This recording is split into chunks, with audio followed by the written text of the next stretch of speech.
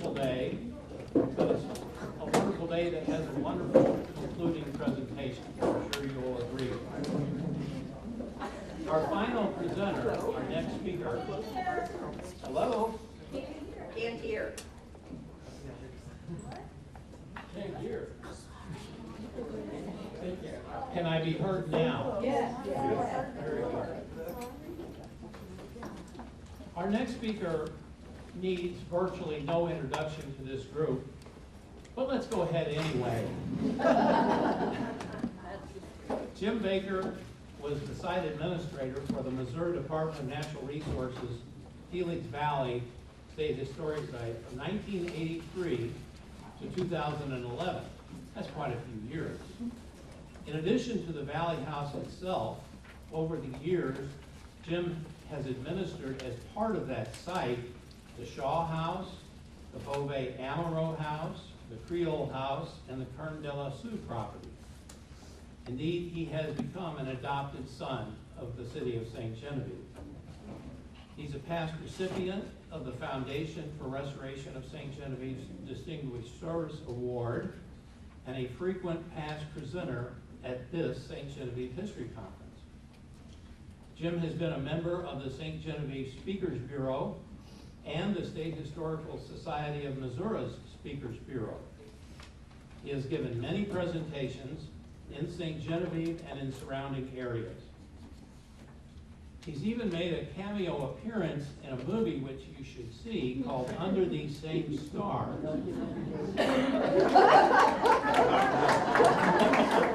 If in that movie you notice an intoxicated English soldier portrayed with disturbing convention, in a disturbingly convincing way, that was Jim. On a personal note, as a state park official, I can certainly testify that Jim Baker has always manifested the best characteristics that make us proud of our Missouri State Park system, especially his dedication and his integrity. Please welcome him as he presents From Missouri to West Point, Native Sons of Upper Louisiana.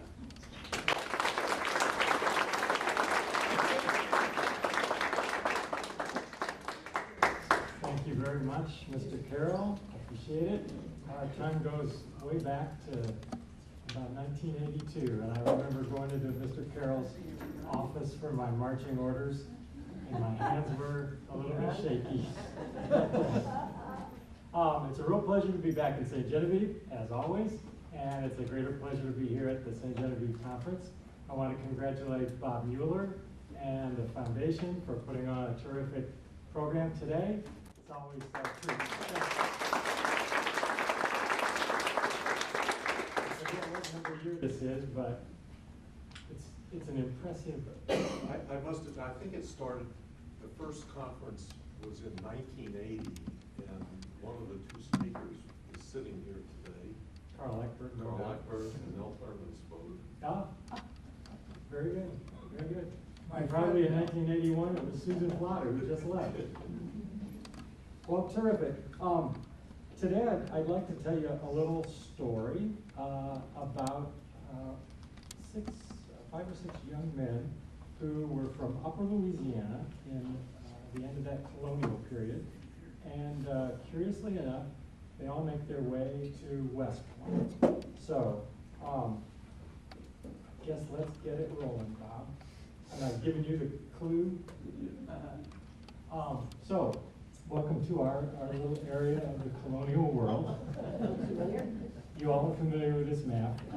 So you see St. Genevieve and Fort Deschartres, Kaskaskia, all those little villages that are knit together in a culture that was very important to us and for our understanding of the French colonial world here in the Middle Mississippi River Valley. We'll go to a little more modern approach to the map, thanks to Carl Eckberg, because I wanted to include Cape Girardeau in this in the map. The important thing about this whole area of Upper Louisiana is the connection between the villages and the connection that the rivers make for the pathways. Cape Girardeau comes into play quite a bit later in our colonial period, really very near the end of the colonial period. And that's when Louis Lormier gets involved. He got a Spanish land grant for considerable arpent down there in 1793, and he becomes part of the story for this afternoon as well. Okay. So how do we get from here out to West Point? And I don't mean the physical trip, I mean the connection. West Point is about 50 miles north of New York City, first occupied by the Continental Army in 1778, so it makes it the longest occupied military post in the United States. It was, in 1794, established as a school for artillerists and engineers at West Point. And in the late 1790s, George Barron started a school for mathematics for cadets there. So it has had a long history and association with military and military educational things. Okay.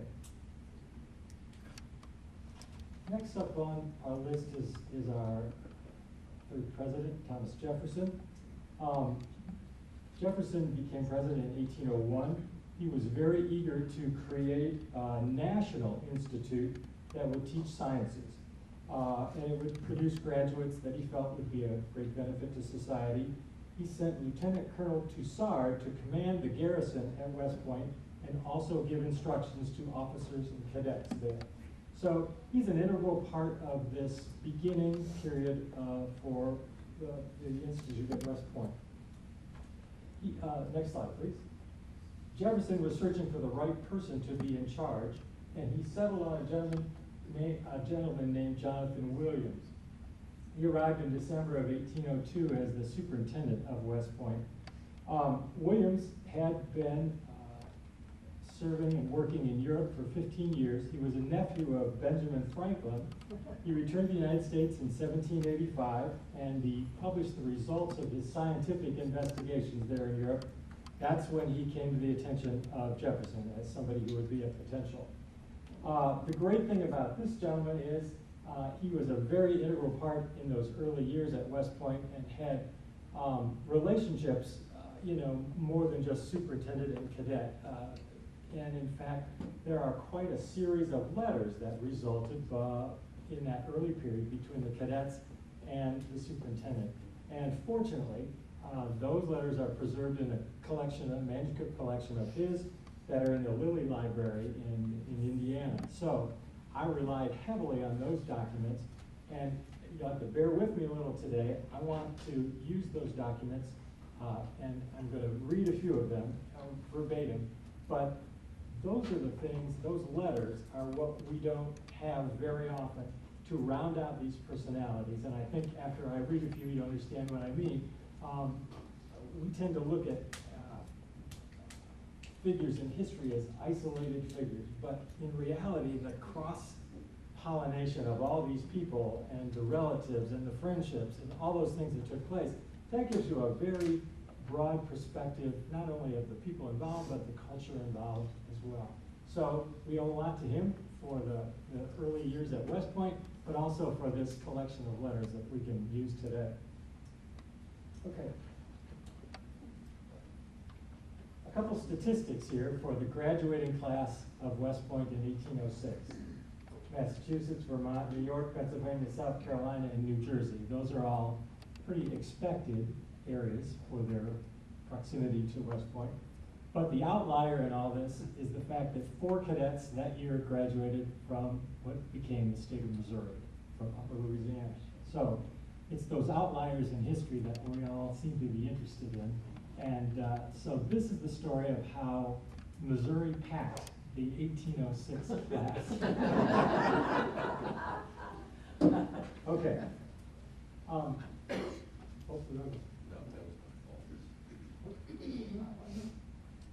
There we go. So everybody's familiar with the Louisiana Purchase. If you pass 4th grade here in the state of Missouri, you better know this. You're not getting into 5th grade. It's been suggested that President Jefferson sought to bind up this new population from this new Louisiana territory to the existing United States. And by selecting the sons of prominent French residents in Upper Louisiana for appointments to the academy at West Point, they would then in turn become part of the national identity of the United States. This would bring the region of Upper Louisiana into kind of a cultural sync with the rest of the country. Jefferson is often credited with the concept of this idea. He may have also been influenced by somebody quite a few years prior to this in 17th century France. It was an idea proposed by Cardinal Mazarin. Okay. Cardinal Mazarin organized the concept for the, and is Jane Robert gone? Yes. I have practiced my French. Impressing Jane. The Collège des Quatre Nations, the College of Four Nations in Paris, just before his death in 1661. With a sizable bequest from his estate, the school was built to educate 60 young men, the children of the gentry and principal middle class. These were young foreigners who had become new subjects of the king, Louis XIV, due to the success of Mazarin's political activities. They were taught to become good French citizens, Catholic, and French-speaking. And this morning, as Carl listed the requirements for Marie-Claire Catoire for her, the Indians who she was adopting, she wanted the same big three things: French-speaking, good, solid French citizens, and Roman Catholic. So this became a reality. Go ahead. And you see the list of areas where the students for that school came from back in the 1600s. The four nations of the college represented the four languages and origins of the new French territories. We jump forward a couple hundred years to George Washington, who also had a similar concept. In his final address to Congress, he called for the formation of a national university and a national military academy. He hoped to foster a sense of military unity similar to the concept of band of brothers, as the officers and soldiers that collected from different colonies, which become the different states, to fight the Revolutionary War. So it's an idea that had other roots other than just Jefferson. Okay.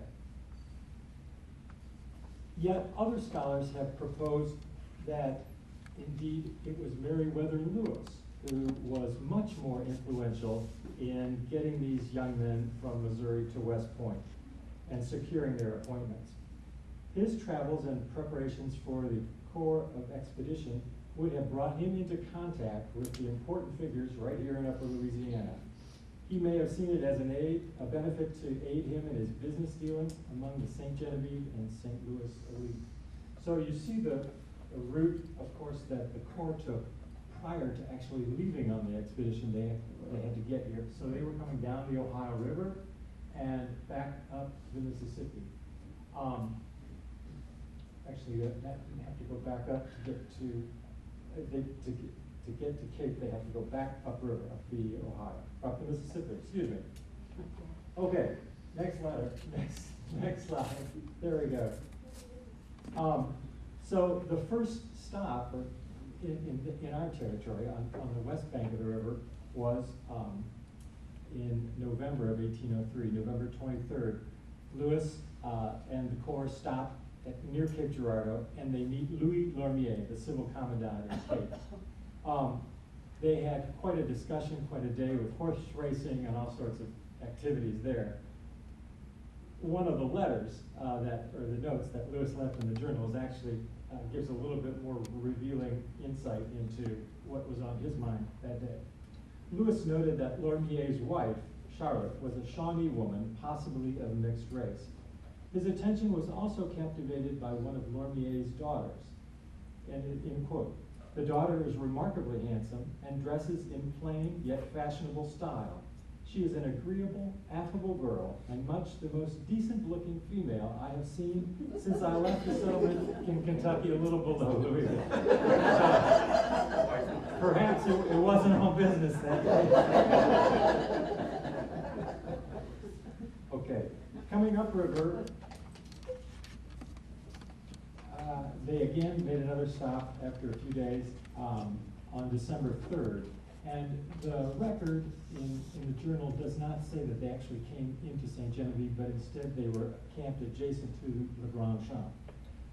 Whether or not at this point they met Jean-Baptiste Vallée, it's hard to say. Certainly they had to be well acquainted with the Vallée family and the influence that they held here in St. Genevieve. Jean-Baptiste's father, Francois Vallée, of course, was a native of Beauport, born just outside of Quebec City. His older brother and his father were both officials under the Spanish at the post of St. Genevieve. Jean-Baptiste's brother, Francois II, died in the spring of 1804, literally just days before the transfer of the United States to the United States of Louisiana in St. Louis. And it was a Captain Amos Stoddard who appointed the next brother, Jean-Baptiste, to be the commandant of the post of St. Genevieve. In a letter that Governor Charles Delassus wrote to Stoddard in early March, he remarked on Francois Vallée, who was kind of nearing the end of his life. And he said, "The fidelity of this family under all the administrations, the most good service of this man since his employment, the universal esteem of all the inhabitants that he so justly deserves, cannot but cause regret that so useful a man is about to depart life." So, the American officials, Louis, all those folks were familiar enough with the Vallée family to understand and realize the importance of the family and the influence that they held in this part of the country. Okay. And of course, Lewis and Clark are in St. Louis and the surrounding area over the winter. And they're doing preparations for the expedition, purchasing supplies. And in doing so, they're meeting and greeting and being dealt with by the influential French figures of St. Louis. And of course, the family that immediately comes to mind is the Chouteau family. This is Pierre Chouteau. On December 8th is when the Corps finally arrives in St. Louis. Pierre's half-brother, Auguste, was the one who kind of managed the family businesses and finances in St. Louis. Pierre, however, negotiated directly with the Indians and served in the field for most of his career. President Jefferson appointed Pierre as an agent of Indian affairs for Upper Louisiana in 1804, and he was instrumental in keeping the Osage aligned with the United States during the War of 1812. So he held his own level of influence, apart from his brother. Okay. Another figure in St. Louis was Charles Gratiot, and he was from Switzerland, descendant of Huguenots. He immigrated to Montreal, started a business there. He moved down to the Illinois country and started another business in 1777 in Cahokia. Became a very influential trader at that point. When George Rogers Clark arrived in 1778, it was Gratiot who provided supplies to Clark's men. In 1781, Gratiot relocated to St. Louis, and his connection to the family begins when he married Victoire, who was one of the Chouteau girls. They ended up having 13 children. By 1795, Gratiot hosted William Clark in St. Louis. He assisted Meriwether Lewis as a translator with the Spanish governor. In 1804, Gratiot was an official witness to the transfer of Upper Louisiana in St. Louis. So he held his own level of influence, partly because of the family connections of his wife, but certainly on his own as well. Another gentleman, Antoine Vincent Bouy, he's listed for several things in St. Louis, a corporal. So he was not obviously one of the real high up folks in the St. Louis militia. 10 children, his wife, Marie Magdalene Robert. They list him as Antonio Vincent, a second corporal. He's listed as a trader, not a traitor. A trader. He was born directly American in France. And so we were talking about people in Upper Louisiana coming directly from France. He was one of those. Okay. So now we get to the next phase of the story, and we want to think about these sons. And all these gentlemen had sons. This was written in 1855 when Pierre Chouteau was describing what had happened. And it says, it is believed that he, Auguste Chouteau, entered in 1804 as Mr. Lewis, who passed the winter of 1803 and 1804 in this place, previous to his departure on his expedition to the Pacific, was instrumental in obtaining for him and his associates their appointments to West Point. So Pierre Chouteau is writing this to Captain George Cullum. By the spring of 1804, Lewis had become well acquainted with the commercial, social, and political figures of Upper Louisiana. The appointment of their sons conveyed an importance far greater than cultural significance. Amos Stoddard, the American who took possession of the Upper Louisiana, wrote to the Secretary of War, Henry Dearborn, in March, and explained his reasons for one of Louis Lormier's sons' appointments. And he writes, as his father is one of the most respectable men in this country, and is now engaged by Captain Lewis in a very important, and in some measure dangerous enterprise, I do not feel myself at liberty to refuse his request. So it seems as though Lewis was using his connections, but then he felt in some regard that he kind of had to give homage somewhat to these gentlemen in St. Louis, Upper Louisiana, who helped promote what he was about to do.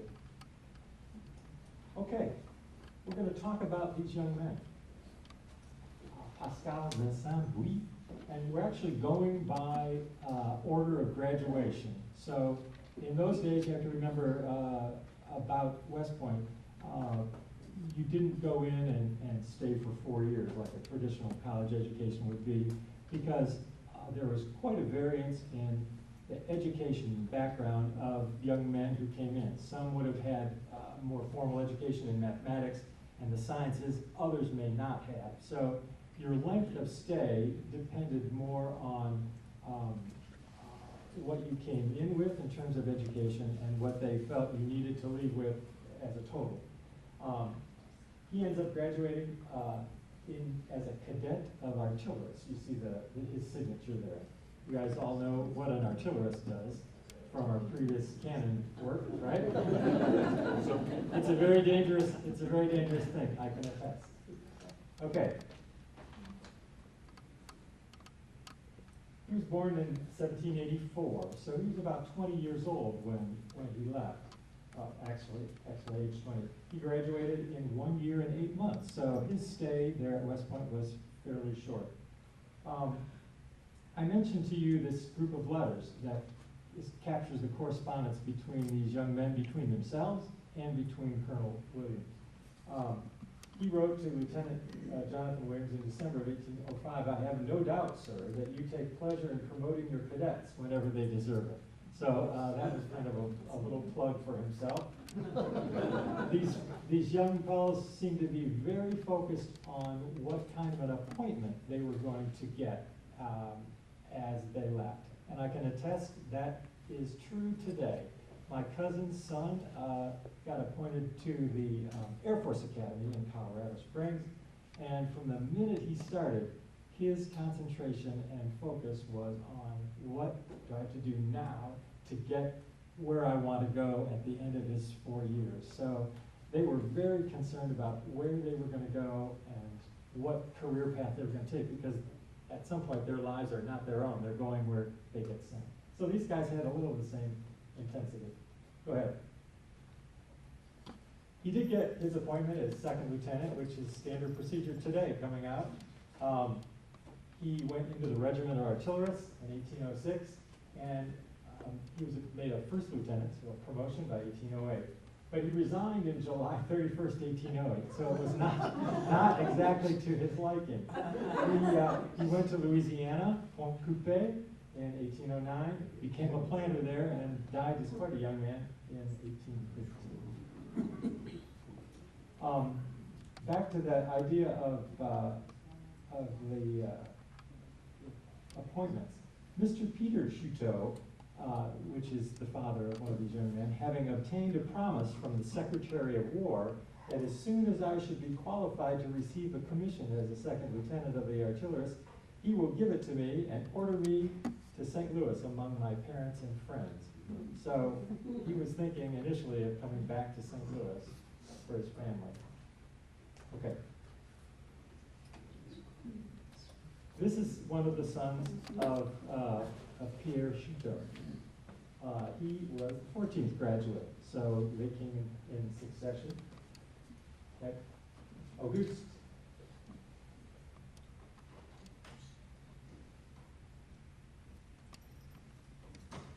There's your signature. Yes, please. He was only 18 years old when he entered West Point, and it took him just a year and 11 months to graduate. You see that their graduation dates are not necessarily the same. They all did go in together, because as a group, these young men went with Mr. Shuto, who escorted them to West Point. He got an appointment in the 2nd Regiment of Infantry, and he was an aide-de-camp to General Wilkinson of some notoriety. I want to read a couple letters that he wrote to Colonel Williams, which I think are fascinating just because of the language and fascinating because of what they are. In this letter, August 15, 1806, and quote, "In the course of the day, I tore my boot, which made it impossible for me to go to Peekskill. Your saying to Mr. Wyndham that I was a fickle something, I do not understand what, was not very pleasing to my feelings." He added, "You must be confident, sir, also that it is not part of my duty as an officer to officiate as post boy." So, kind of a gutsy little move, I'll say, to write the comment about that. He had a change of heart because there were several terse exchanges between Colonel Williams. Finally, on August 19th, he writes, "Sir, I'm extremely sorry for what has given cause to our late misunderstanding, and that I was entirely influenced by what I had heard from some of the other gentlemen. I am, sir, with sentiments of respect, your obedient servant, Mr. Shuto." So I guess he got things worked out. Okay, go ahead. And in the letter, did you see the little note there? Shuto resigned his commission to become a farmer on the banks of the muddy Mississippi. Charles Braccio wrote that little side note in a letter to Louis Vallet. So he did resign his commission in 1807. He went on trading expeditions, and he's probably better known for the trouble that he got into down in the Santa Fe trade. He was on a journey to the upper Arkansas River with Jules Dumont of the Dumont fame from here in St. Genevieve in 1815 and 17. They were captured and confined, and their trade goods were confiscated, and he was imprisoned in Santa Fe by the Spanish. So he had a rough little time there, but he died in 1838, finally, near Fort Dix. Jim? Yes. Is he the one who left Native American descendants all over the western part of the country? That actually may have been father. Oh. His father too. But One's the family. like father, like son. Yeah. I honestly don't know. The current head of the Osage Nation is Shuto, but he is descended from Pierre. Not Auguste, not Yeah. Auguste Senior, I guess. This is the son of Pierre. Okay, Bob, thanks. Our next gentleman is Charles Graccio Jr. So his father was Charles Graccio Sr. And I think you're going to find a Graccio Street in downtown St. Louis. 16th graduate of West Point. He's the only gentleman who made the military his career for his lifetime. So took a little different turn than some of the others. Okay, Bob, his signature. He also became a cadet of the artillerists.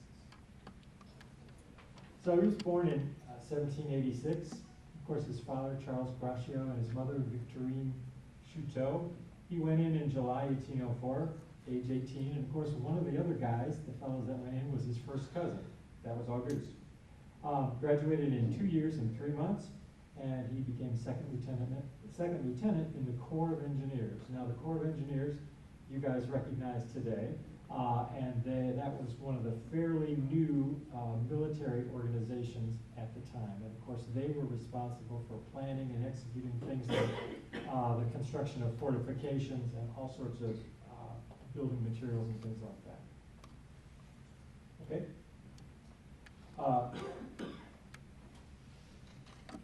He was an engineer for much of his career. He was breveted brigadier general in May of 1828. He worked with William Henry Harrison in the Northwest Campaign during the War of 1812, and he designed Fort Meigs in northwestern Ohio. Withstood a big British siege in 1813. I want to read a letter that he wrote. He was a very nice guy. You'll see from this letter. A very nice guy. He wrote it to Louis Valet, who was, of course, the son of Jean-Baptiste Valet. This was April 9th, 1807, written from Mount Dearborn. My dear Valet, I seize upon the short space of time which I have to inform you that your note of the 13th ultimate duly came at hand. It is with heartfelt satisfaction, my dear Louis, that I congratulate you for the great progress which you have made in the English language, which shows to your credit how much industry you have employed your time, for I can assure you that the state of language of your letter is really handsome, and must recommend you to your superiors. I therefore wish you always to address me in English. I shall show your note to Colonel Williams when he is here. So, in just also being a nice thing to say to Louis Valet, I suspect that when Louis Valet went to West Point, he didn't speak English. That's my suspicion. I think if you were born in 1786 or 7, no, I think he was born in 1789, it would not have been beyond the realms of belief here in St. Genevieve that you could have lived all those years without speaking English. So not only was he studying things which he probably hadn't a lot of exposure to here in St. Genevieve, in terms of the mathematics and the sciences, he was traveled also with learning French. However, and I don't know if I have this note or not, in a book about West Point, they analyzed the military books in the library at West Point in this very early period, and something like 50 or 60% of them were in French.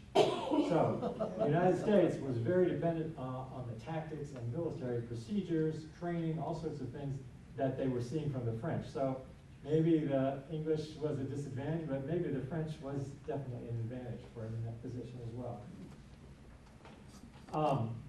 Let's look at Fort Meigs on the Maumee River. Carl's familiar with that connection from Lake Erie down to Fort Wayne and over toward the Wabash. Thursday, February 2nd, 1813.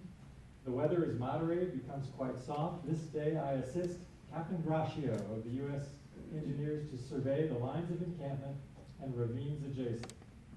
Joseph Larwell. So you see the outline of Fort Meigs. It is today the largest reconstructed War of 1812 fort in the United States. Okay. And who had their first career move there? Well, we're going to see. Okay, there's something else showing up on it. Yeah. So there's a little panoramic view of Fort Meigs. He retired in 1838 from military service, and he died in May of 1855. So you see another military officer there doing what they do best, standing and talking. Yeah, that's it. Okay, next we have Louis Lormier Jr., who was one of the two Lormier sons that got sent to West Point. And the younger son, who was the primary cadet, the one they had selected to send to West Point, was the younger son. He washed out. He didn't graduate. This young man desperately, desperately wanted to go, and he's the one who graduated. But this is probably one of the most revealing letters that I'll read to you today, and it's not from one of the candidates. It's from Captain Amos Stoddard. Remember, he was the American who took possession of the Louisiana Territory in St. Louis. Coincidentally, he was hit by a cannon shot at Fort Meigs and died. He was shot about here.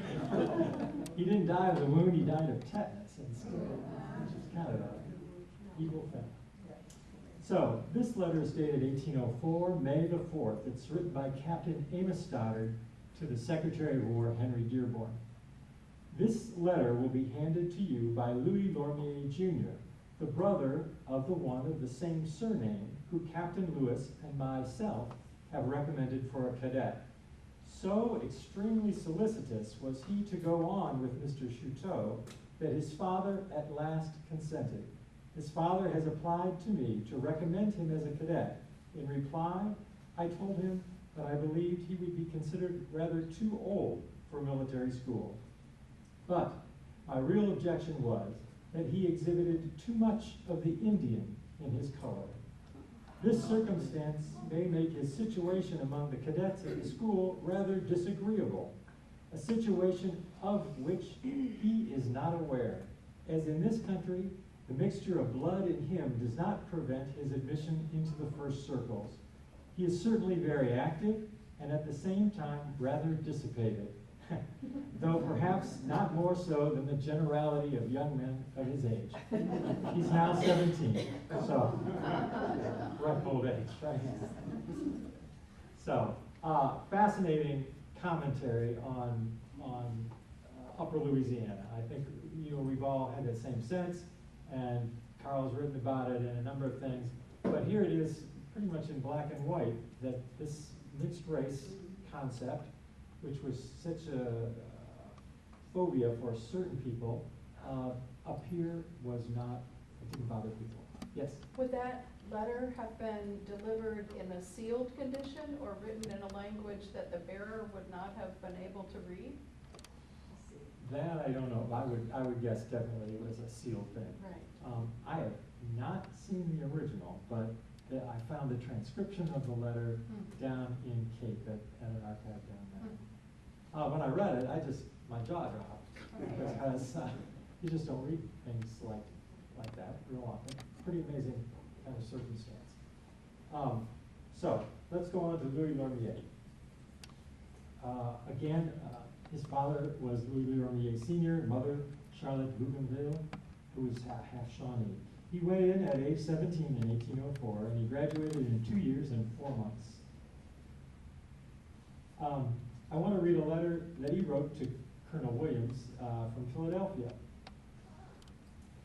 Sir, you have desired me to state my information on certain points of Major Barron's conduct, to which I was witness during my stay at West Point. My evidence on the subject is very unimportant, having only seen Peggy seated at his table in his quarters. But I do not know when, and I have also left her at West Point at this present month. So something was going on with Peggy. But he says, I am, sir, very respectfully, your obedient servant, Louis Lormier.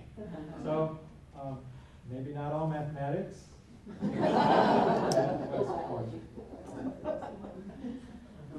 He was appointed as an ensign in the 1st Regiment of Artillery on January 20th, 1808. He resigned a couple of years later in 1809. By 1816, he was back amongst the Native Americans in the region, trading. He died in 1831 at Cape Girardeau. This is a little note from Charles Graccio to Louis Valet. It says, Lormier, you say, was in Philadelphia when you wrote. I hope that he was well when he left it to form his company, April 1807. Okay. Our last young man took a little longer because he got a little bit later start. Louis Vallet, the son of Jean-Baptiste Vallet, was younger than all these guys, and so they actually waited a little bit for him to go. He didn't go to West Point on his own. He was escorted by Major Amos Stoddard. He was a captain at that time, Captain Stoddard. So that in itself should give you a pretty good idea of the influence of the family when they're sending him on with Captain Stoddard. Okay. He was born in 1789. Jean-Baptiste Vallet, Marie Jeanne Barbeau, of course, right here. Graduated in 1808. It took him 3 years and 5 months, which may be a result of the French language, perhaps the lack of the basic science educations here. And also, I know that each year that the academy progressed, their standards for education became more and more rigorous as well. He wrote to Colonel Williams, "My parents being very anxious to see me after an absence of 2 years, I take the liberty to solicit the favor of a furlough for 6 months." Okay. And actually, there's a letter in the Missouri History Museum collection from Jean-Baptiste Vallet to Monsieur Chuteau in St. Louis. That was 1806. He says, "Monsieur et bon ami, vous m'avez fait la offre de lettre d'échange. Mon fils Louis Vallet qui part pour l'école militaire du West Point." He's asking for a letter of exchange, which would be, I guess, kind of like a check would be today or some voucher, as his son is heading off to West Point School. He says he's leaving with Amos Stoddard, who's going to make the transportation and arrangements. Okay? Oh, we're already to the point where he is leaving. So he leaves West Point, comes back to St. Genevieve, where he's going to reside and be ready for his appointment. He was appointed to 2nd Regiment of Artillerists in 1808 by Henry Dearborn, but it appears as though he did not accept his appointment. So we don't have any record that he actually took his appointment as 2nd Lieutenant.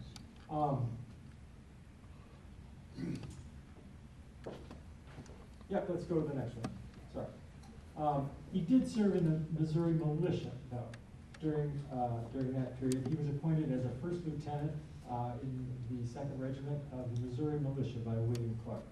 So the evidence looks like he did not take that military commission, but came back. And if you know a little bit about the business end of things, you know that he probably came back to a financial empire here that he was going to join. And in fact, he did. In the earliest days in 1817, the company was known as B.L. Valley and Company, and the 3 main partners were Pierre Menard, Jean-Baptiste Vallet, and his son, Louis Vallet. So that company, B.L. Valley and Company, morphed into the big company we talk about today as Menard and Vallet.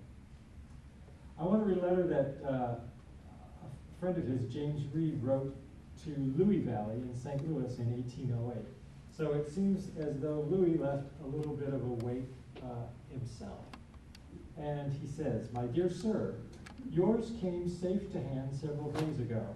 I hope that you will not let the image of the amiable Miss E affect you as much as yours has affected her. She has been low-spirited ever since you left this place, and I don't know anything that will relieve her unless it is hearing of your safe arrival at your place of destination. It is very lucky you left this place as soon as you did.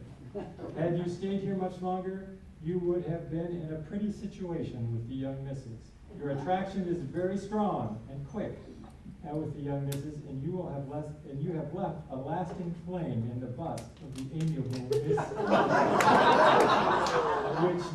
which will not be easily extinguished. I am tired of writing about girls and will say no more on that subject at present." So, good old Louis. Pardon me? I don't know. That's pretty hard to find. So, Louis Vallet died in 1833. So really, not a fairly young man still at this time. That was in the time period when there were a number of cholera outbreaks in the area, so it could have been that. We don't have really any other record information about his passing. All right, and he's our final graduate.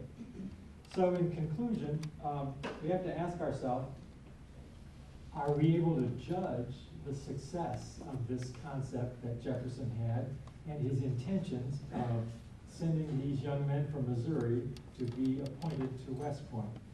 Certainly the families of these young men remained influential from the colonial period into this new American period, just as they had been. And the transition to this American system was probably aided by the cadets, who ended up returning home to their families, not necessarily as military officers, but merchants, traders, farmers. But in a further sense, perhaps Jefferson's intent to Americanize Upper Louisiana was a bit too successful. Today, as students of American colonial history, Today, as students of American colonial history memorize the 13 original colonies, the vast French Empire of colonial mid-America is largely neglected in maps and textbooks. It's precisely this period of American history, so rich in detail and texture, which will continue to fascinate a new generation of students who will discover the real colonial history. Bravo!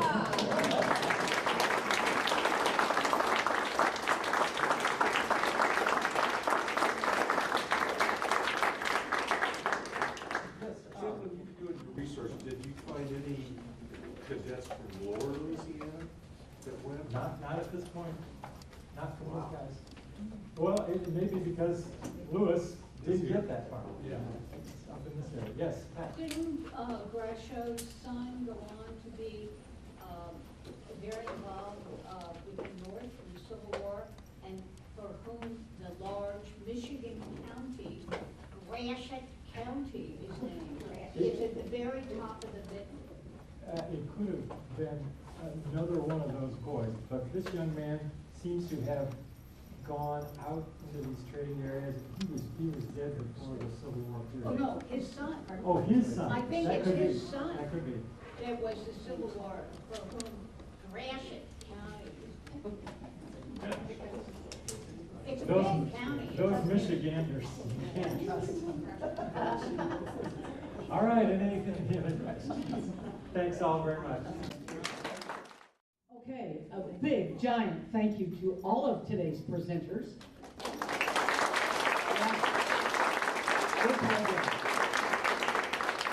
I can't get out of here without saying thank you to the committee that organized this weekend, and especially Bob Mueller.